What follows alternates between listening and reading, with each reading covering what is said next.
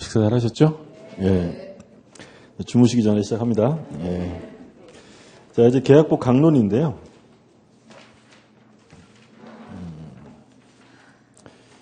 이제 남은 건 매매, 교환, 임대차인데, 말씀드렸던 것처럼 오늘은 그 임대차 전까지 보고요. 이제 임대차하고 특별법은 한 4월 한 둘째 주 일요일 정도에 별도 보강을 할 거예요. 그때는 좀 길게 할 겁니다. 일요일 날 하는 이유는 오후 수업으로 끝나는 게 아니라 한 일요일 날 10시부터 한 7시 전에 끝날 거예요. 저는 그 정도, 그 정도에 끝난다 생각하시고, 제가 첫날 그랬잖아요. 앞으로 저를 제일 많이 보게 될 거라고 하는 게. 자, 교재 보시면 매매가 나오죠? 494쪽입니다. 조문을 보세요. 563조. 매매는 당사자 일방이 재산권을 상대방에게 이전할 것을 약정하고 상대방이 그 대금을 지급할 것을 약정함으로써 효력이 생긴다. 낙성계약이죠. 낙성계약이니까 재산권을 이전하고 대금을 지급함으로 성립하는 게 아니라 그렇게 하기로 약정하면 성립이 돼요. 그리고 일방이 넘겨줄 것은 재산권이라고 되어 있죠. 그러니까 매매 목적물은 물건이다라고 하면 틀려요. 물건이 아니라 재산권이에요. 그러니까 물건뿐만 아니라 예를 들어 전세권을 매매할 수 있느냐 할 수 있는 거예요. 지상권 이런 거 권리 매매할 수 있는 거고요. 그래서 2번의 성질에 보면 1번 매매는 낙성, 쌍무, 유상, 불료식 계약이다라고 되어 있고요. 오른쪽에 2번에 보면 매매는 재산권 이전을 목적으로 하고 3번에 매매는 대금 지급을 목적으로 한다. 이때 대금이라는 건 반드시 금전이어야 되는 거죠. 만약에 다른 일방도 금전이 아니라 다른 재산권을 넘겨주면 그건 매매가 아니라 교환이 되는 거예요. 교환. 그다음 매매 성립이 나오는데 매매 예약이 있죠. 예약. 이건 뭐 자주 나오는 건 아닌데 일단 확인처럼 한번 볼게요. 564조 1항을 보세요. 매매 일방 예약은 상대방이 매매를 완결할 의사를 표시하는 때에 매매 효력이 생긴다. 그러니까 예약 완결권을 행사하면 본계약이 성립하는 거고요. 2항. 전항의 의사 표시의 기간을 정하지 아니한 때에는 예약자는 상당한 기간을 정하여 매매 완결 여부의 확답을 상대방에게 최고할 수 있다. 3항. 예약자가 전항의 기간 내에 확답을 받지 못한 때에는 예약은 그 효력을 잃는다. 우리 아무 말도 안 하면 다 긍정이 아니라 부정적이다라고 했던 거죠. 매매 예약인데 갑과 을이 매매 예약을 합니다. 그러니까 예약을 체결하는 건 나중에 이제 본계약을 하기 위해서 하는 건데 따라서 이 예약이라는 것은 뭐 물권 변동이 되는 게 아니라 단순한 이제 채권 계약이죠. 이행의 문제를 남기는 채권 계약인데 이 예약은 특별한 사정이 없으면 일방 예약으로 추정이 돼요. 그러니까 일방 예약이라는 건 뭐냐면 일단 예약 완결권을 행사하게 되면 본계약이 성립한다고 했죠. 예약 완결권. 그럼 이 예약 완결권을 둘 다 갖느냐 한 사람이 갖느냐 문제인데 예약 완결권을 갑을 모두 가질까요? 한 사람만 가질까요? 한 사람만 가지니까 일방 예약이라고 하는 거예요. 만약에 둘 다 가지면 쌍방 예약이라고 부를 거야. 그러면 얘가 을이 갑에게 완결권을 행사하면 갑의 동의가 있어야 본계약이 성립되어 완결권을 행사하면 성립하는 거예요. 행사하면. 그래서 일방 예약이라고 하는 거예요. 만약에 승낙이 있어야 한다라고 하면 편무예약 이런 말을 쓰는데 그러니까 일방 예약이라는 건 완결권을 한 사람이 갖고 얘가 완결권을 행사하면 곧바로 본계약이 성립이 돼요. 그러면 이 예약 완결권은 갑의 동의가 필요 없는 거니까 얘는 청구권이 아니라 뭐야? 형성권이죠. 형성권. 그럼 이게 형성권이면 무제한 완결권을 행사할 수 있는 것이 아니라 기간 제한이 있어요. 뭐에 걸리게 되냐면 제척기간이죠. 제척기간 10년입니다. 그래서 완결권을 10년간 행사하지 않으면 이 경우에는 제척기간 도과로 소멸되어진다라는 거죠. 근데 얘네 둘 사이에 예약 완결권의 행사 기간을 약정하지 않았는데 얘가 완결권 행사를 안 해요. 그럼 상당한 기간을 정해서 최고할 수 있고요. 최고했는데도 아무 말도 안 하면 본계약이 성립되는 게 아니라 예약은 소멸하는 거죠. 예약은 그 효력을 잃는다라고 규정하고 있습니다. 만약에 완결권이 이게 예약이 시험에 나오면 가장 기본적으로 이제 물어보는 게 이 예약 완결권인데, 이게 만약에 부동산이라고 하면 이 예약 완결권을 보존코자 뭘 해둘 수 있냐면 부동산의 경우에 가등기를 해둘 수 있다. 이게 이제 우리 시험 지문으로 몇 번 출제가 됐어요. 가등기 할 수 있는 것이고요. 이 예약 완결권은 다른 사람에게 양도할 수 있느냐? 양도할 수 있어요. 양도성이 있고, 그리고 이때 양도할 때는 예약 의무자의 동의는 필요 없어요. 동의 같은 거 필요 없고, 내 권리 내가 넘기는 거니까 의무자의 동의 없이 양도할 수 있어요. 조금만 더 들어가서 보면 제척기간은 우리가 앞에서 공부를 했는데, 제척기간은 소멸시효랑은 다르다 그랬어요. 그러니까 이거는 신속하게 법률 관계를 확정하기 위한 게 목적이니까 중단이라는 제도가 있어요, 없어요? 없어요. 10년 쭉 지나면 그대로 소멸하는 거예요. 그럼 만약에 완결권자가 목적물을 인도받은 상태예요. 이제 인도받은 상태라고 한다면 10년 지나도 소멸하지 않아요? 그래도 소멸하는 거예요. 그러니까 우리가 이제 소멸시효 같은 거, 등기청구권 소멸시효 얘기할 때는 인도받아 점유하면 소멸시효가 진행 안 되고 중단되잖아요. 근데 제척기간이라는 그건 그런 제도가 없어요. 10년 지나면 무조건 소멸하는 거예요. 그럼 얘가 목적물을 인도받았을 때 완결권의 제척기간은 10년 지나면 남아있어요? 소멸하는 거예요. 무조건 소멸해요. 소멸. 근데 물론 당사자 약정이 중요하니까 당사자가 10년 넘게 약정하는 건 상관없어요. 자, 교재를 잠깐 볼게요. 한 장 넘겨보시면 뭐 종류 같은 거 안 보셔도 되고, 그 동그라미 3번에 매매 일방 예약이다라고 되어 있죠. 맨 밑에 니은에 예약 완결권에 별표 하나 해두세요. 예약 완결권. A번에 보면 예약 완결권은 일방적 의사표시에 하여 본계약인 매매를 성립시키는 것이므로 형성권에 해당한다. 형성권이고요. 2번, B번 예약 완결권은 양도성이 있으며 양도를 함에 있어서 예약 의무자의 승낙은 요구되지 않는다. 동의 필요 없고, 오른쪽에 3번, C번 부동산 물권을 이전해야 하는 본계약의 예약 완결권은 가등기를 하면 제3자에게 대항할 수 있다. 존속기간 나오죠? 그 셋째 줄 마지막에 그러나 있죠? 비교적 최근 판례니까 별표하고 줄거세요. 그러나 당사자 사이에 약정하는 예약 완결권의 행사 기간에 특별한 제한은 없으므로 10년을 초과하여 행사 기간을 정할 수도 있다. 그러니까 10년 넘어가도 상관없다는 거죠. 그리고 제척기간이니까 마지막 뒷줄에 완결권 행사 여부, 제척기간 도가 있는지는 뭐라고 되세요? 법원이 직권조사입니다. 그러니까 우리 시험 범위 중에서 직권조사하면 바로 제척기간, 제척기간은 직권조사고, 그리고 판례 박스에 그 제목을 볼게요. 판례 별표 하나 해두시고, 제목에 뭐라고 되냐면 목적 부동산을 인도받은 경우에도 매매 예약 완결권이 제척기간 경과로 소멸하는지 여부, 적극. 인도를 받든 뭐하든 제척기간이기 때문에 10년 지나면 무조건 소멸한다라는 거죠. 그 얘기고, 문제 한번 볼게요.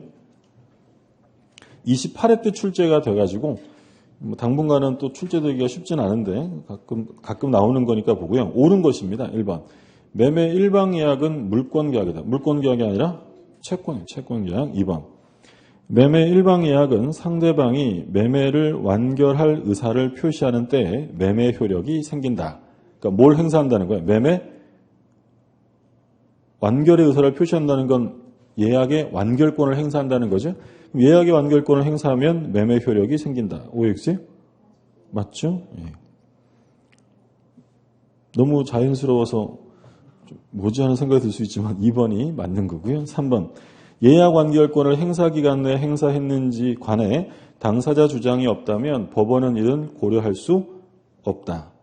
틀렸죠. 뭐 해야 한다고 그랬어요? 직권조사죠. 주장 안 해도 직권조사해야 되고. 4번. 매매 예약이 성립한 이후 상대방의 예약 완결권 행사 전에 목적물이 전부 멸실되어 이행 불능이 된 경우에도 예약 완결권을 행사할 수 있다. 목적물이 전부 멸실되면 이행이 불가능해지죠. 이런 경우에는 완결권 행사가 안 되고. 5번. 예약 완결권은 당사자 사이에 그 행사 기간을 약정하지 않은 경우 그 예약이 성립한 날로부터 5년 내 행사, 5년이 아니라 10년 그렇게 되어 있고요.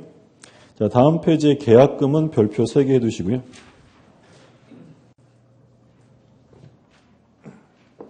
계약금은 뭐 계속 매년 한 문제씩 출제가 되고 있는 건데,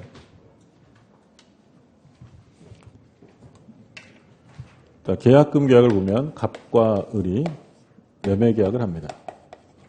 매매 계약을 하면서 을이 갑에게 계약금으로 예를 들어 1,000만 원을 줬다. 요게 이제 계약금 계약이죠. 그럼 일단 제일 기초적인 건 매매 계약과 계약금 계약은 하나의 계약이 아니라 별개로 이루어지는 계약이죠. 그러니까 말하자면 매매 계약이 성립하려면 계약금을 지급해야 돼요? 상관없어요. 상관없죠. 매매 계약은 뭐만 있으면 성립하냐면 청약과 승낙, 이런 계약을 뭐라고 했어요? 낙성 계약이에요. 근데 계약금 계약은 청약과 승낙만으로 성립하는 게 아니라 계약금의 지급이 있어야 돼요. 그럼 이런 계약은 낙성 계약이 아니라 요물 계약이다라고 불렀던 거죠. 물론 이 매매 계약과 계약금 계약은 별개의 독립된 계약이지만, 이게 만약에 매매 계약이 주된 계약이라면 계약금 계약은 주종의 관계는 있죠. 따라서 매매 계약이 무효 취소 해제가 되면 계약금 계약만 남아요? 함께 소멸하는 거예요? 당연히 함께 소멸하는 거죠. 그래서 독립된 계약이지만 주종의 관계가 있고, 그리고 첫 번째로 요물 계약이다. 계약금의 지급이 있어야 돼요. 일부만 지급해도 될까요? 전부 지급해야 될까요?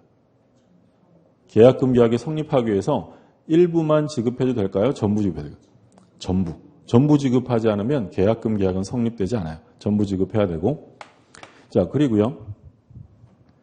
이게 주된 관계고 이게 이제 종된 계약인데, 별개 계약이니까 반드시 동시에 성립할 것을 요건으로 하는 것은 아니에요. 동시 성립을 요하지 않고 나중에도 상관없는 거고요. 그리고 이때 계약금은 꼭 금전에 한정하는 것도 아니죠. 물건을 줘도 상관없어요. 금전에 한정하지는 않습니다. 여기 이제 계약금 계약의 가장 기본적인 성질을 본 거고, 그럼 이 계약금 계약의 이제 기능, 역할인데요. 이 계약금 계약의 가장 최소한의 성질은 뭐라고 했냐면 증약금이에요. 증약금. 이건 예외 없어요. 언제나 그래요. 그러니까 주된 계약, 이 계약금 계약을 체결했다는 것은 주된 계약을 체결했다는 걸 의미하겠죠. 그래서 주된 계약이 체결되었음을 뭐 해주는 거예요? 증명해준다. 입증해주는 금전이다라는 거죠.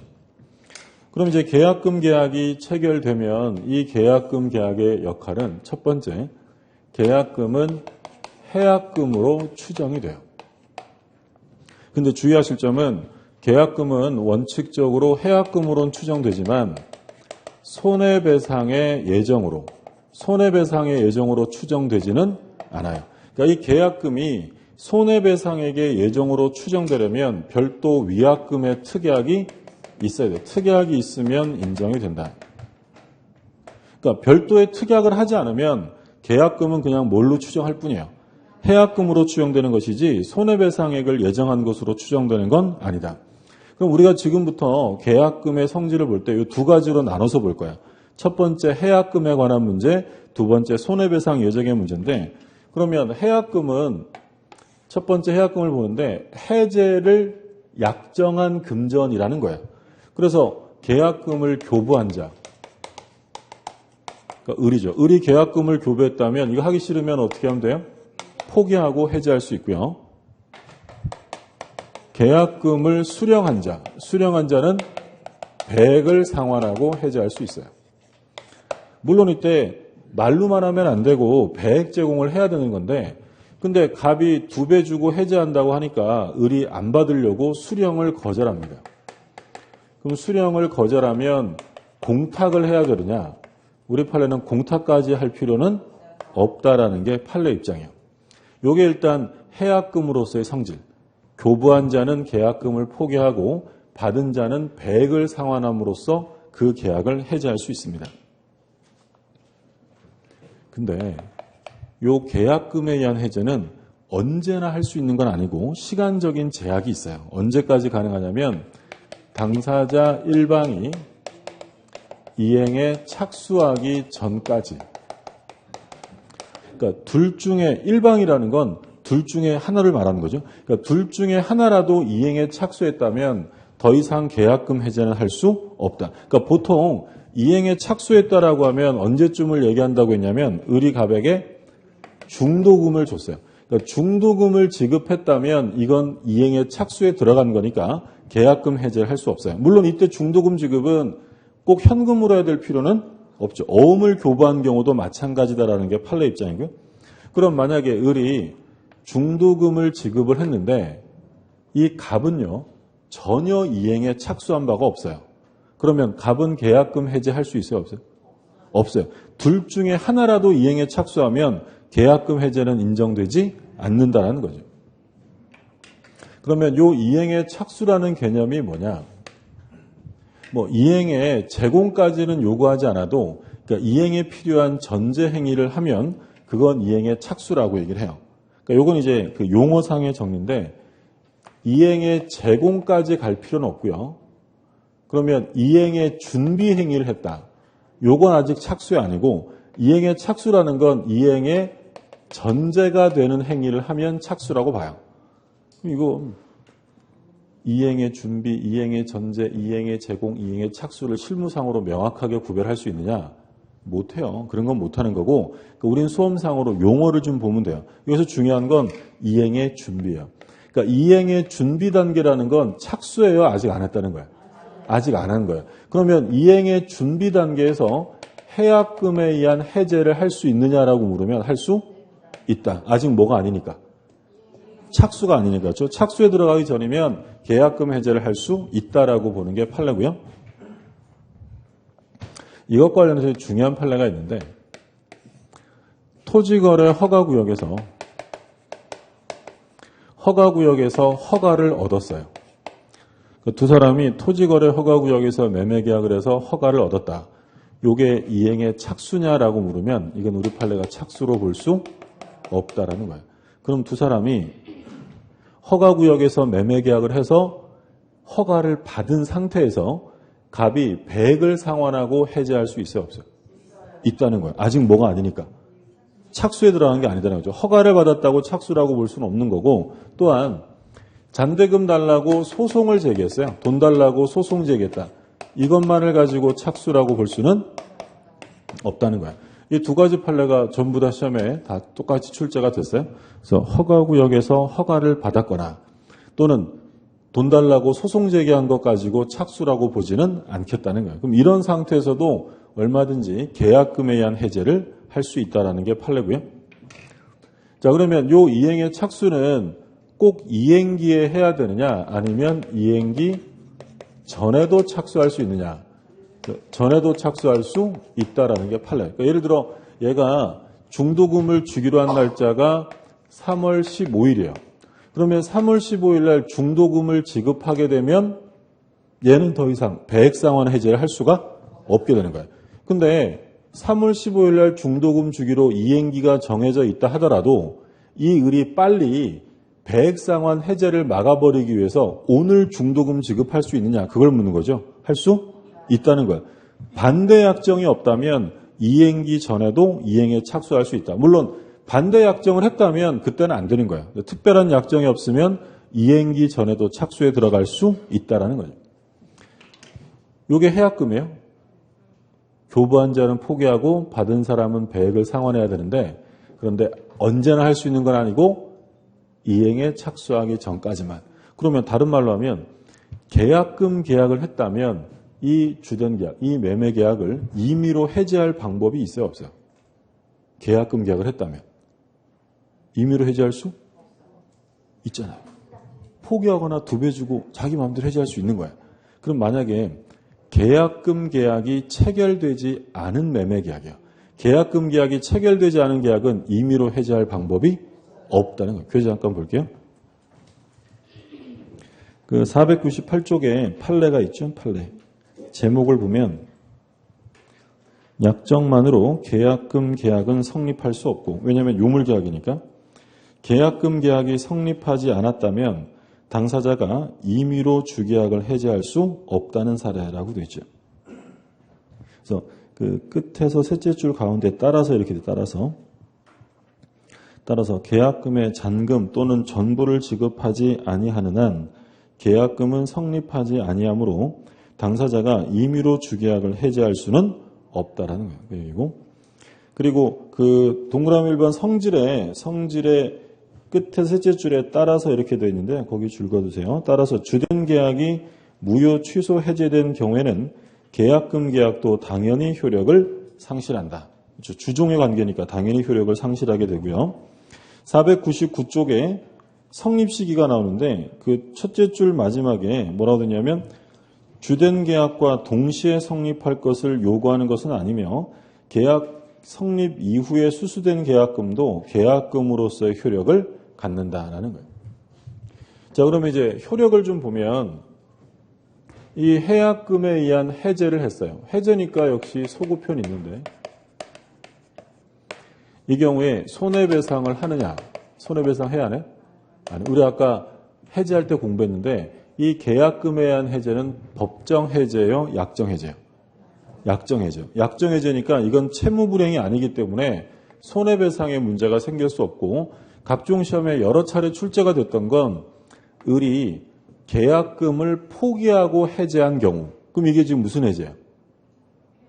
해약금 해제죠. 그럼 계약금을 포기하고 해제함으로써 갑에게 손해가 발생이 되면 이에 대한 배상을 해야 한다라고 하면 틀리는 거예요. 이건 법정 해제가 아니라 약정 해제니까 이렇게 하기로 두 사람이 이미 뭘 한 거예요? 약속. 그러니까 우리가 계약금 계약을 할 때 그냥 뭐 관습적으로 아무 생각 없이 하는 것 같지만 실제로 계약금 계약을 했다는 건 두 사람이 약속을 했다는 거야. 이 매수인은 야, 내가 하기 싫으면 계약금을 포기할 테니까 네가 하기 싫으면 100을 주는 거야 라고 두 사람이 뭐 했다고요? 합의했다는, 약정을 했다는 거야. 그럼 이 약정 해제를 법률로 정해놓은 게 해약금에 관한 규정이에요. 그래서 두 사람이 특별하게 얘기를 안 했다 하더라도 이게 이미 약속되어 있는 거니까 의무 위반이 아니에요. 손해배상의 문제는 생길 수 없고. 그러면 원상회복을 할까요, 안 할까요? 원상회복. 할 게 없죠. 원상회복은 없습니다. 지금 을이 갑한테 준 거라고는 꼴랑 계약금이 전부야. 그러면 포기하거나 2배 주고 끝내는 것이지 원상회복이란 말이 나올 수가 없죠. 그러니까 말하자면 이거죠. 원상회복을 하려면 이행에 착수한 게 있어야 되는데 이건 이행에 착수하기 전의 문제잖아요. 그럼 이행에 착수한 게 없으니까 원상회복이란 말도 나올 여지가 없다는 거예요. 그래서 효력은 특히 이 두 가지가 시험에 잘 나와요. 손해배상의 문제가 없고 원상회복의 문제도 발생하지 않는다라는 거예요. 그럼 요거 강행 규정일까요? 임의 규정일까요? 해약금 해제 규정은. 강제할 이유가 없다고 했죠. 대등 당사자가 하는 거니까. 자, 조문을 좀 먼저 봅니다. 500쪽에 500쪽. 자, 500쪽에 맨 밑에 565조 제1항. 매매 당사자 일방이 계약 당시에 금전, 기타 물건을 계약금, 보증금 등의 명목으로 상대방에게 교부한 때에는 당사자 간에 다른 약정이 없는 한 당사자 일방이 이행에 착수할 때까지 교부자는 이를 포기하고 수령자는 그 배액을 상환하여 매매 계약을 해지할 수 있다. 그러니까 지금 내용을 좀 보면 첫째 줄에 계약 당시에 금전, 기타 물건을 이라고 되어 있어요. 그 얘기는 계약금은 금전에 한정하는 것이 아니에요. 물건이라도 되고요. 그리고 둘째 줄에 가운데 보면 당사자 간에 다른 약정이 없는 한이라고 되어 있어요. 그 얘기는 이거 강행 규정이에요? 임의 규정이에요? 임의 규정이고요. 그리고 당사자 일방이 이행에 착수할 때까지 시간적인 제약이 있어요. 이행에 착수할 때까지 포기하고 배액상환하고 해제할 수 있고요. 2항에 보시면 551조 규정은 전조의 경우에 적용하지 않는다. 551조가 뭐였냐면 계약의 해제 또는 해지는 손해배상 청구에 영향을 미치지 아니한다는 규정이었어요. 그러니까 손해배상을 할 수 있다는 규정을 여기에 적용할 수는 없죠. 왜냐하면 이건 약정 해제지 의무 위반이 아니니까. 그 얘기고. 그럼 오른쪽에 501쪽에 첫째 줄 마지막에 줄 그어두세요. 계약금을 받은 사람이 그 배액을 상환하고 하는 계약의 해제 의사표시는 그 의사표시만으로는 부족하고 배액의 제공이 있어야 해제 효과가 생기는 것이다. 그러니까 말로만 하면 안 되죠. 2배 줄게 해지다 이렇게 되는 게 아니라 2배를 줘야 돼요. 다만 상대방이 이를 수령하지 아니한다 하여 이를 공탁할 필요까지는 없어요. 공탁은 요건이 아니고. 그 다음에 니은에 보면 디귿이죠. 디귿도 중요해요. 디귿 별표하고 줄거듯이 매도인이 계약금 일부만 지급된 경우 수령자가 매매 계약을 해지할 수 있다고 하더라도 해약금의 기준이 되는 금원은 실제 교부받은 계약금이 아니라 약정계약금이라고 봄이 타당하므로 매도인이 계약금의 일부로 지급받은 금원의 배액을 상환하는 것으로 해지할 수 없다. 그러니까 예를 들어 계약금 계약이 얼마냐면 1억 원이에요. 1억 원. 계약금이 1억 원인데 일단 이 사람이 1,000만 원만 지급한 상태예요. 그럼 이 경우에 2배를 주고 해지한다라고 할 때 받은 돈의 2배를 주라는 거예요? 아니면 약정한 계약금의 2배라는 거예요? 약정한 거지 받은 돈의 2배를 말하는 게 아니다라는 거죠.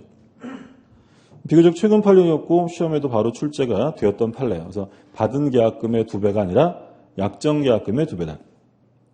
아까 뭐라 그러냐면 계약금이 전액 지급되지 않으면 계약금 계약이 성립돼야 안 돼요? 안 돼요. 여기서 지금 일부만 줬다 그랬잖아요. 근데 실제 사건에서는 일부만 지급하고 나머지는 공탁을 한 상태예요.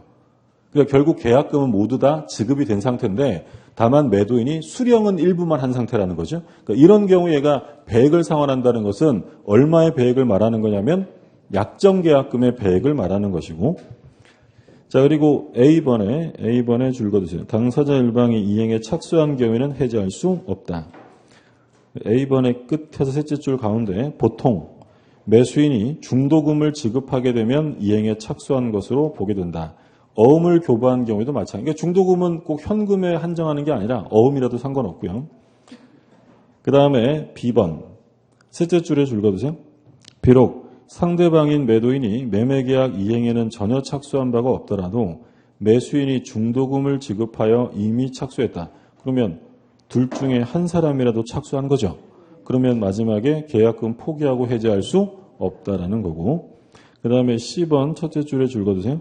특별한 사정이 없는 한 이행기 전에 이행에 착수할 수도 있다라는 거고 다음 페이지 D번 그 넷째 줄에 그 허가를 받았다. 허가 구역이죠. 허가에 동그라미 해두시고 그럼 허가를 받은 게 착수냐라고 하면 아직 착수로 볼 수 없다고 했죠. 그래서 그 사정만으로 아직 이행에 착수가 있다고 볼 수 없어 매도인으로서는 565조의 배액을 상환하고 해지할 수 있다. 그리고 바로 이어지는 판례 또한 매도인이 매수인에게 매매계약의 이행을 최고하고 매매 잔대금의 지급을 구하는 소송 제기에 동그라미 해주시고요. 이것만으로 착수했다고 볼 수 없다. 지금 판례 두 개가 차례대로 나온 거야. 허가구역에서 허가를 받았다. 돈 달라고 소송 제기했다. 이건 착수로 볼 수 없다라는 거죠. 그 얘기고. 그 다음에 리을의 제목에만 줄거두세요. 배제특약이 없을 거. 이건 임의 규정이니까 배제특약이 있으면 안 되고 그 다음에 해제 효과인데 기억의 끝에서 셋째 줄에 줄거두세요. 별표하고 줄거두시면 원상회복 문제는 발생하지 않는다. 그리고 마지막에 또 어떤 문제도 안 생긴다고 되어 있어요? 손해배상. 이게 핵심이에요. 원상회복과 손해배상의 문제는 생기지 않고 그 다음에 니은도 줄거두세요. 계약금이 교부되었다 하더라도 채무불행에 의한 계약 해제를 금지하는 것은 아니다. 별개라는 거죠.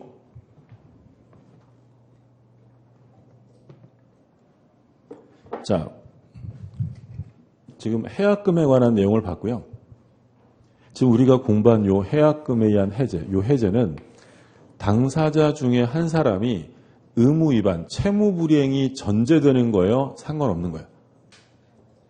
해약금 해제는 누가 잘못했을 때 하는 게 아니, 이건 약정 해제예요. 그러니까 채무불이행이라는 말이 나올 수 없는 거고 만약에 죄송합니다. 나오게 되면 이제 손해배상의 문제가 생기겠죠. 예를 들어서 갑이 을하고 매매 계약을 했어요.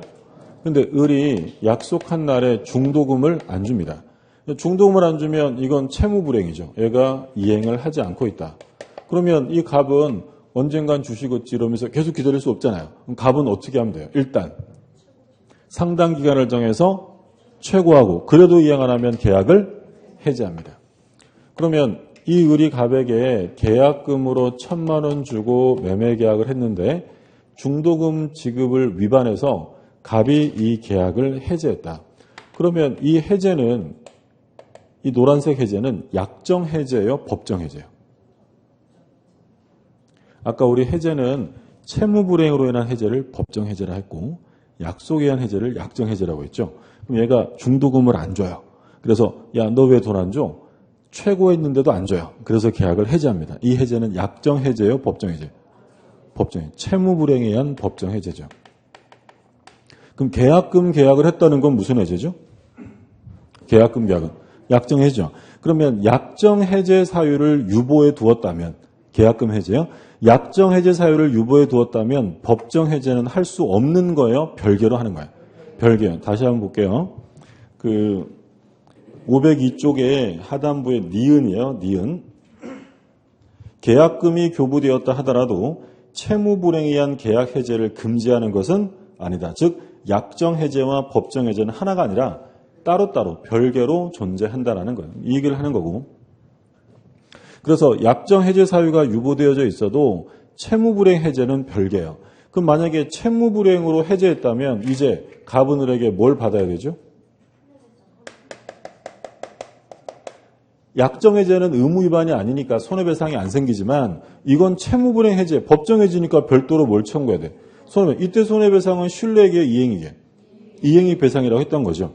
그러면 손해배상을 받아야 되는데 이 갑이 이미 을로부터 계약금 1,000만 원을 받은 거야. 그러면 얘가 약속을 안 지키면 이 받아두었던 계약금 1,000만 원을 손해배상금으로 몰수할 수 있느냐? 그걸 묻는 거야. 할 수 없다는 거예요. 왜 할 수 없느냐? 계약금은 해약금이지 뭐가 아니에요. 손해배상을 예정한 것이 아니기 때문에 몰수해서는 안 돼요. 그러면 원칙은 어떻게 되냐면 만약에 계약을 해지했다면 받은 돈 돌려줘야 돼요. 원상회복하고 그런 다음에 자기가 입은 손해를 입증하여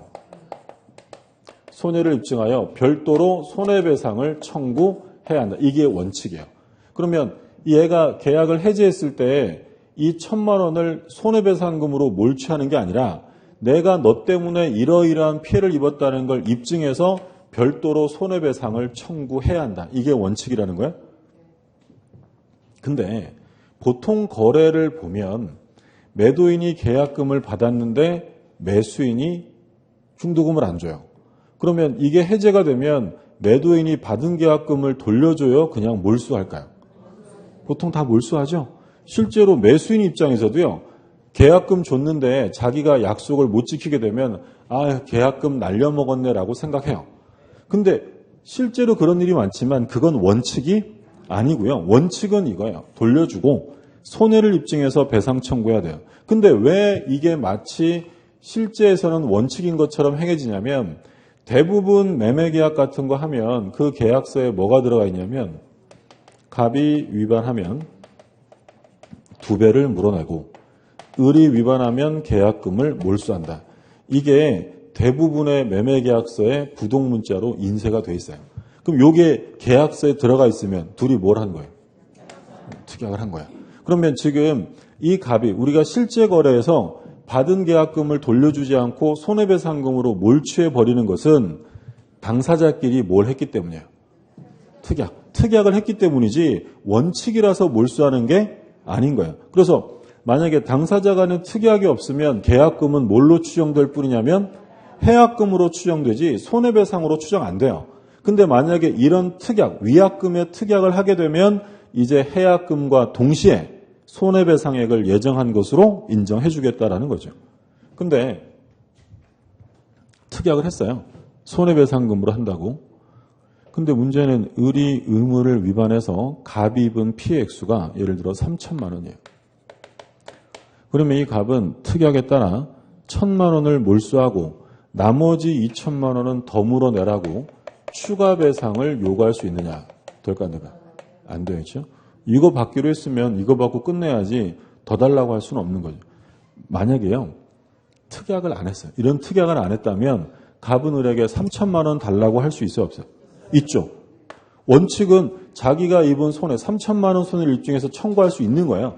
근데 이렇게 특약을 했다면 더 달라고 할 수는 없다는 거고요. 또 받았는데 계약금 계약을 하고 돈을 받았는데 그게 너무 많아요. 부당하게 과다한 경우 감액이 되느냐? 감액 돼요. 그죠? 증액은 안 돼요. 예를 들어 1억짜리 사면서 계약금 100만 원 내고 약속을 안 지킨 거예요. 야, 너 좀 더 줘. 이렇게는 안 되는 거고, 만약에 1억짜리 사면서 한 5천만 원이 특약으로 들어갔다면 이건 너무 많잖아요. 그런 경우에 법원이 10%만 갖고 나머지는 돌려주라고 뭐 할 수 있다고요? 감액할 수 있다. 그럼 지금 우리가 두 가지를 나눠서 봤는데, 첫 번째는 지금 뭘 봤냐면 해약금. 이 해약금은 얘랑 섞으면 안 되니까 이 해약금은 의무 위반하고 상관이 있어요, 없어요? 전혀 없어요. 이건 그냥 누구 잘못이 아니라 이렇게 약속을 한 거예요. 포기하거나 2배 주기로. 그러면 여기서 누가 채무를 이행하지 않았다, 의무를 위반했다라고 하면 이제 어떤 문제가 나오는 거냐면 손해배상. 얼만큼의 손해를 배상할 거냐? 원래 받은 돈을 손해배상으로 몰수할 수 있는 것은 아니에요. 왜냐하면 손해배상금이 아니니까. 뭐가 있을 때만. 약정. 그럼 예를 들어서 이렇게 했어요. 매매계약을 하면서 갑이 위반하면 뭐 한다 이런 말 없어요. 을이 위반하면 몰수한다. 요거만 썼어요. 근데 실제 사건에서는 갑이 매도인이 의무를 위반합니다. 그러자 을이 갑에게 2배 달라, 배액을 달라라고 소송을 제기했는데 우리 법원은 배액을 주라고 했을까요? 아니라고 했을까요? 아니다라고 했어요. 왜냐하면 뭐가 없으니까. 특약이 없잖아요. 그럼 만약에 이 사건에서 을이 의무를 위반했다. 갑은 몰수할 수 있어요? 없어요? 있죠. 특약했잖아요. 그럼 이 경우에 갑이 위반한 경우엔 특약이 없기 때문에 을은 손해를 입증해서 별도로 배상 청구를 해야 한다라는 게 판례예요. 자, 교재를 좀 보죠.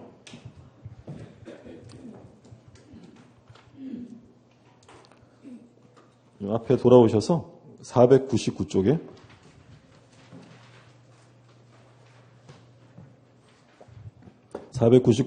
맨 위에 보면 계약금의 종류 되어 있죠. 제목에 줄 거두세요. 1번 증약금.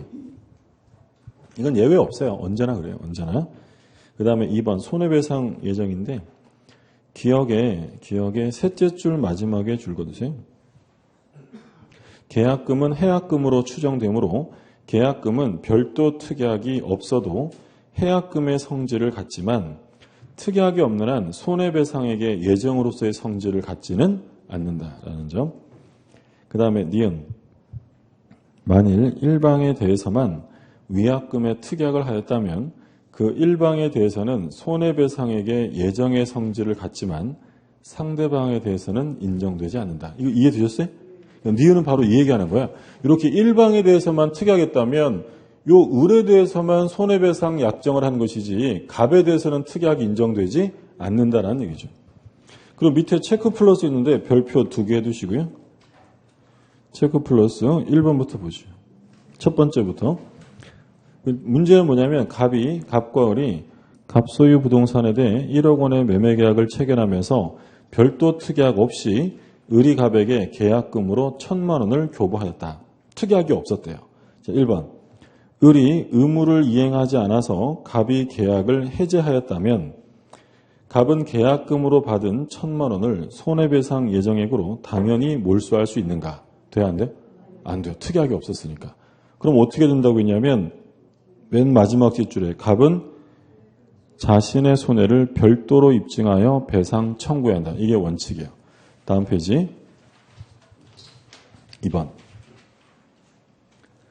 위 예에서 갑과 을이 계약금을 교부한 자가 불이행한 경우에는 계약금을 몰수하고 이를 교부받은 자가 불이행한 경우에 배액 상환을 약정하였다면 몰수할 수 있는가? 이제 뭘 했어요? 이제 둘이 특약했죠. 그러면 할 수 있다. 마지막에 할 수 있다고요. 3번. 위 예에서 특약을 한 경우 을의 불이행으로 갑이 입은 손해가 1,000만 원을 초과한다면 갑은 추가로 별도 배상을 요구할 수 있는가? 추가 배상 요구할 수 없다라고 했죠. 할 수 없고. 그 다음에 4번. 계약금으로 지급된 액수가 부당히 과다할 경우에 감액이 허용될 수 있는가? 감액할 수 있다라고 했죠. 증액은 안 돼도 감액은 되고. 자, 밑에 이제 다 내용 다 보셨고요. 그러니까 지금 계약금에 관한 이 내용은 양이 그렇게 많지 않지만 거의 이 안에서 매년 한 문제씩 출제가 된다고 생각하시면 돼요. 자, 올해도 역시 출제가 됐었고 문제 좀 볼게요. 502쪽입니다. 502쪽.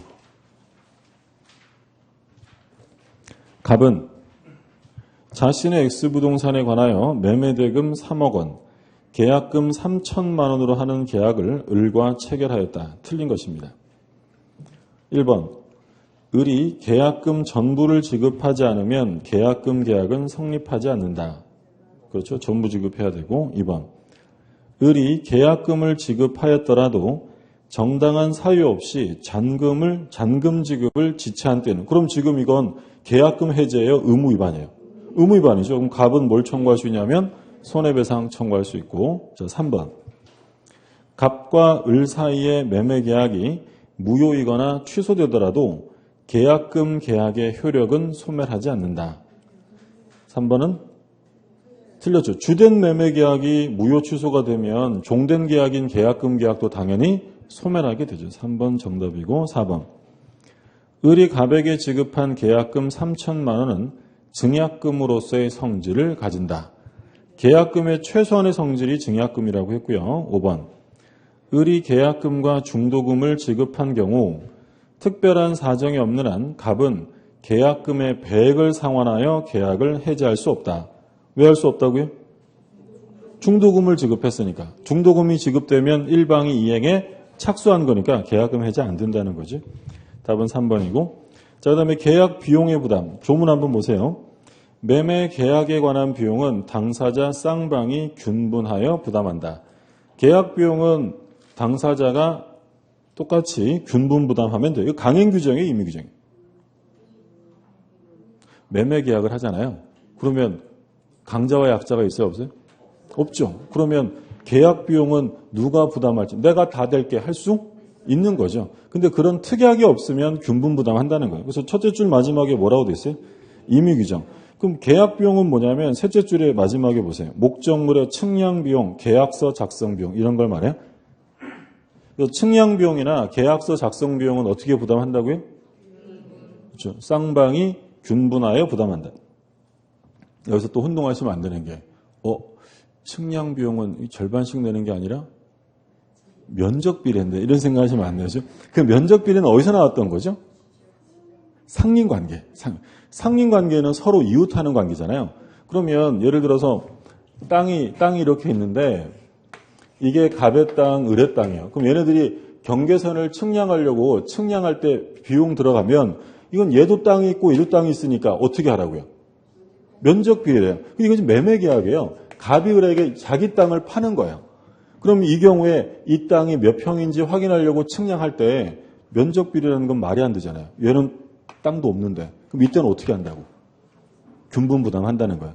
얘랑 안 헷갈리죠? 그래서 상린관계는 서로 이웃해서 땅을 가지고 있으니까 땅 면적만큼 측량 비용 내는 거고, 이건 지금 매매 계약이니까 매수인이 매도인이랑 계약할 때 이게 몇 평인지 확인해 봅시다라고 할 때는 별걸 다 보여드리죠. 그럴 때는 얘는 땅이 하나도 없으니까 비용 부담은 어떻게 한다고요? 균분 부담한다. 그것만 보시고 다음 페이지. 효력 나오는데 별 얘기 없어요. 동시에 이행을 해야 한다는 점 나와 있고, 밑에 504쪽에 587조 과실귀속 있죠. 별표 하나 해두세요. 중요합니다. 그리고 이거는 좀 이해를 하셔야 돼요. 좀 조문을 천천히 볼게요. 587조. 매매계약이 있은 후에도 인도하지 아니한 목적물로부터 생긴 과실은 매도인에게 속한다. 그러니까 지금 누가 점유를 하고 있다는 거예요. 매도인이 점유한 거죠. 인도가 안 됐으니까. 그러면 그로부터 발생하는 과실은 매도인 겁니다. 그 다음에 매수인은 목적물의 인도를 받은 날로부터 대금의 이자를 지급해야 한다. 그러면 인도가 되면 과실을 누가 취득하냐면 매수인이 취득해요. 그러니까 과실을 취득하는 만큼 대금에 뭘 붙이라는 거예요? 이자를 지급해야 돼요. 그러나 대금 지급에 대해 기한이 있는 때는 이자를 붙일 필요가 없다는 거죠.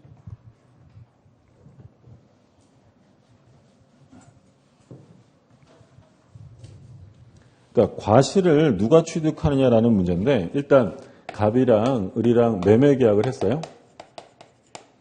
그러니까 갑은 매도인, 을이 매수인이에요.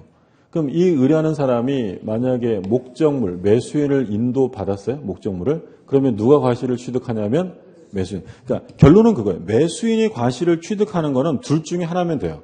인도를 받았거나 또는 대금을 냈거나. 그러니까 인도를 받았거나 대금을 냈다 이런 말이 나오면 무조건 누가 취득이냐면 매수인이에요. 그러니까 매수인이 지금 인도를 받았어요. 근데 이 매수인이 대금을 냈을 수도 있고 대금을 아직 안 냈을 수도 있잖아요. 자, 매수인이 대금을 냈대요. 누가 취득하는 거예요? 매수인. 대금을 안 냈어요. 매수인이라는 거죠. 그러니까 인도받으면 대금을 냈든 안 냈든 상관없이 무조건 누구라고요? 매수인. 그죠? 말로만 하면 될 걸 굳이 그려본 건 지금처럼 자꾸 혼동하시니까 그런 거예요. 인도받았다 이러면 대금을 안 냈어도 누가 취득해? 매수인. 그러면 받은 날로부터 과실을 매수인이 취득하니까 대금을 안 냈으니 나중에 대금 줄 때는 뭘 붙여야 돼요? 이자를 가산하라는 거죠. 이자 가산. 근데 대금 지급에 기한이 있는 경우에는 가산할 필요 없다. 예를 들어서 얘가 5월 1일 날 인도했고요. 대금은 6월 1일 날 주기로 했어요. 그러면 을은 대금 지급에 한 달의 기한이 있잖아요. 그럼 얘는 과실은 언제부터 취득하죠? 5월 1일인데 대금은 6월 1일 날 주면 되는 거니까 요 한 달 사이에는 이자를 가산해야 할 필요 없다는 거예요. 할 필요 없다는 거예요. 지금 그걸 이렇게 규정해 놓은 거예요. 다시 한번 볼게요. 587조 첫째 줄 마지막에 매수인은 목적물의 인도를 받은 날로부터 대금의 이자를 지급해야 한다. 왜냐하면 받은 날부터 과실 취득하니까. 그러면 대금 지급을 해야 되는데 대금 지급에 대하여 기한이 있는 때에는 이자를 붙일 필요 없다는 거야. 그게 지금 바로 이 얘기야. 대금 지급에 기한이 있으면 어차피 대금은 늦게 주기로 한 거니까 이자 가산할 필요 없다. 이번에는 매도인이 점유를 하고 있어요. 매도인이. 과실은 누가 취득해요? 특별한 얘기가 없으면. 매도인이 하는 거예요. 근데 이 매수인이 대금을 냈을 수도 있고 안 냈을 수도 있어요. 대금을 냈다 누가 취득합니까? 매수인이 하고요. 안 냈으면 매도인이에요. 그러면 이 두 가지 그립을 종합하면 매수인이 과실을 취득하는 건 첫 번째 목적물을 인도받으면 대금 지급과 상관없이 매수인. 그 다음에 두 번째는 인도를 안 받았어도 뭘 냈으면 대금을 냈으면 매수인이에요. 그래서 매수인이 과실을 취득하는 건 둘 중에 하나. 대금을 냈거나 인도를 받았거나 그 얘기 하는 거예요. 자, 그 다음에 오른쪽에 대금 지급 의무 이렇게 나와 있고요. 대금 지급 장소가 있어요. 586조에 별표 하나 해두세요. 586조 뭐라고 되냐면 매매 목적물의 인도와 동시에 대금을 지급할 경우에는 그 인도 장소에서 지급해야 한다. 인도 장소에 동그라미 해두시고요. 그러니까 이제 틀리게 나오면 무슨 채권자의 주소지 또는 계약 성립 시의 장소 틀려요. 어디서 한다고요? 인도 장소. 인도하는 곳에서 합니다. 밑에 법조문은 참고로 한번 읽어보시고 다음 페이지에 문제를 한번 볼게요. 틀린 것입니다. 1번. 매매 비용을 매수인이 전부 부담한다는 약정은 특별한 사정이 없는 한 유효하다. 그렇죠. 비용 부담은 임의 규정이니까 누가 하든 상관없죠. 2번. 지상권은 매매 대상이 될 수 없다. 아까 매매 대상은 물건이에요? 재산권이에요? 재산권이죠. 그럼 지상권, 전세권도 매매할 수 있다라고 했죠. 정답 2번이고요. 3번. 매매 목적물의 인도와 동시에 대금을 지급할 경우 그 인도 장소에서 대금을 지급해야 한다. 방금 보신 주문이죠. 인도 장소고 4번. 매매 목적물이 인도되지도 않고 대금도 완제되지 않았어요. 누가 과실 취득합니까? 매도인이죠. 그렇죠? 매도인에게 속한다. 맞고요. 5번. 당사자 사이에 행사기간을 정하지 않은 매매 예약 완결권은 그 예약이 성립한 때로부터 10년 내 행사하여야 한다. 그렇죠? 개척기간 10년이 되겠고. 자, 그 다음에 이제 담보 책임 나오는데 좀 쉬었다가 보시죠.